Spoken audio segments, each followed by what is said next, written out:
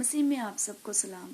خدا کے مقدس پاک کلام میں سے آج ہم سب مل کر پرانے عہد نامہ میں سے پیدائش 6 باب اس کی 5 آیت میں سے عدن کے بید کا مطالعہ کرنے کی کوشش کریں گے۔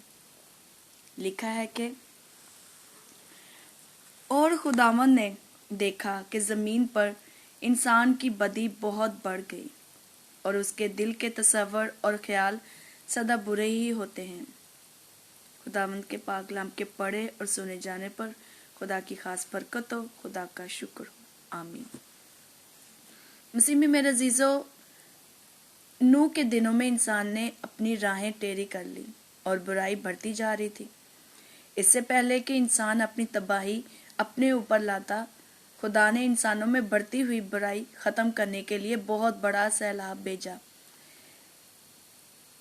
میرے عزیزو، جب بائبل آدمی کے دل کی بات کرتی ہے تو صرف انسانی روح ہی شامل نہیں بلکہ اس کا ذہن بھی شامل ہوتا ہے۔ عہد عتیق میں دل روح کا ہی دوسرا نام ہے۔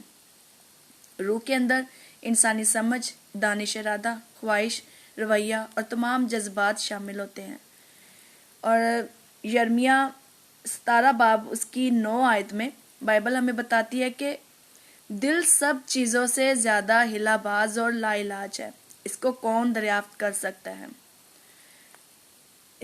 میرے عزیزوں، کہ انسان کے دل میں برے تصورات کا آنا اس بیج کا نتیجہ ہے جو ابلیس نے باغ عدن میں ہوا کے دل میں لگایا تھا۔ تمام گناہ، بری سوچیں اور خیالات دراصل ابلیس کے دل سے نکلتے اور وہیں سے بڑھتے اور پھیلتے ہیں۔ انسان کے دل میں کوئی برائی جنم نہیں لیتی جب تک کہ وہ ابلیس کے دل میں اور دماغ میں نہ آئے۔ اور امثال 6 باب اس کی 15 سے 19 آیت کے مطابق 7 چیزیں ہیں جن سے خدا کو بے حد نفرت ہے۔ ان میں سے ایک برے منصوبے باندھنے والا دل۔ اور یسوع نے متی 15 باب اس کی 19 آیت میں فرمایا، بہت سی بری باتیں دل سے نکل کر پورے جسم کو ناپاک کرتی ہیں۔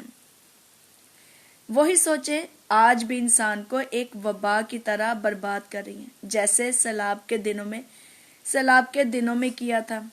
میرے عزیزو، یسوع مسیح ہمیں بتاتے ہیں کہ آخری دن بالکل ویسے ہی ہوں گے جیسے لوط اور نوح کے زمانہ کے دن تھے۔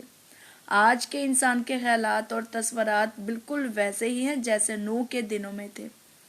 یعقوب کے خط میں لکھا ہے کہ گناہ میں گرے ہوئے لوگوں کے دلوں کو شہوت پرستی اور بری خواہشیں کھینچ کر لے جاتی ہیں۔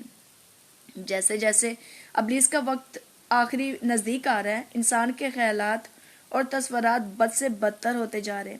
ابلیس جانتا ہے کہ اس کا وقت ختم ہو رہا ہے، اسی لیے وہ زیادہ سے زیادہ محنت کر رہا ہے تاکہ لوگوں کو درست راہ سے بھٹکا کر تباہی کی راہ پر ڈال سکے۔ بدقسمتی سے آج بہت سے ایسے لوگ اس کے نقش قدم پر چل رہے ہیں جن پر شک بھی نہیں کیا جا سکتا کہ وہ ابلیس کے پیروکار ہیں۔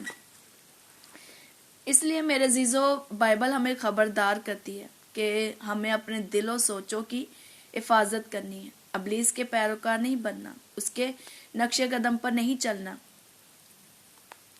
بلکہ یسوع مسیح کو ہی اپنا شخصی نجات دہندہ قبول کرنا ہے، اسی کے نقش قدم پر چلنا ہے، اسی کے پیروکار بننا ہے، تبھی ہم خدا باپ کے بھی نزدیک ہو سکیں گے۔ کیونکہ عزیزو، یسوع مسیح ہمارے لیے ایک سیڑھی کی طرح ہے، ایک وسیلہ ہے، یا پھر سیدھے معنوں میں ایک دروازہ ہے جس کو ہم پار کر کے ہی خدا باپ تک پہنچ سکتے ہیں۔ اور میرے عزیزو، ماراناتھا یعنی خدا جلد آ رہا ہے، اس لیے ہمارے پاس وقت بہت کم ہے ابھی، اور یہی وقت ہے ہمارے پاس۔ اس لیے ہمیں اپنے دل کو پہلے سے صاف اور پاک کرنا ہوگا۔ اس کے لیے ہمیں روزانہ مسلسل بلا ناگہ دعا کرنی ہوگی، بائبل پڑھنی ہوگی پوری لگن اور روح کی گہرائی کے ساتھ، تبھی ہماری سوچیں اور دل پاک ہوگا۔ خدا ہم سب کو دعا کرنے اور بائبل پڑھنے کی توفیق عطا فرمائے۔ خدا آپ سب کو بڑی برکت دے، آمین۔ مسیح میں آپ کی خادمہ سنم نور۔